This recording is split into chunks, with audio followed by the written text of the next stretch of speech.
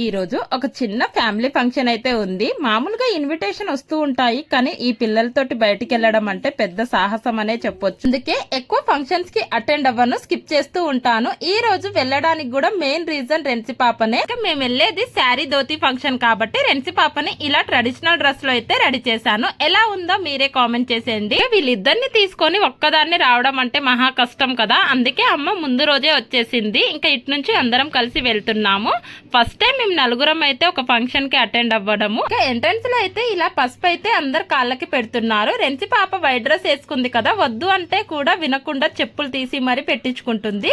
ఇంకా లోపలికి అయితే వచ్చేసాము. అందరితోటి పలకరింపు కూడా అయిపోయింది. మా బుడ్డోడు చూడండి ఎంత క్యూట్ గా చూస్తున్నాడో. అలాగే రియాన్ పుట్టిన తర్వాత కంప్లీట్ గా ఒక ఫ్యామిలీ అయితే అయ్యాము. మేము నలుగురం అటెండ్ అయిన ఫస్ట్ ఫంక్షన్ ఇది. రోజైతే ఫుల్ హ్యాపీగా అనిపించింది. అది కూడా రెన్సి పాప విషయంలో. మేము ఎక్కడ వెళ్ళినా కూడా తనకి స్పెషల్ ప్రియారిటీ ఉంటుంది. అంతకంటే ఏం కావాలి చెప్పండి ఒక అమ్మకి. వీడియోలో ఎవరిది ఫంక్షన్ అనేది షేర్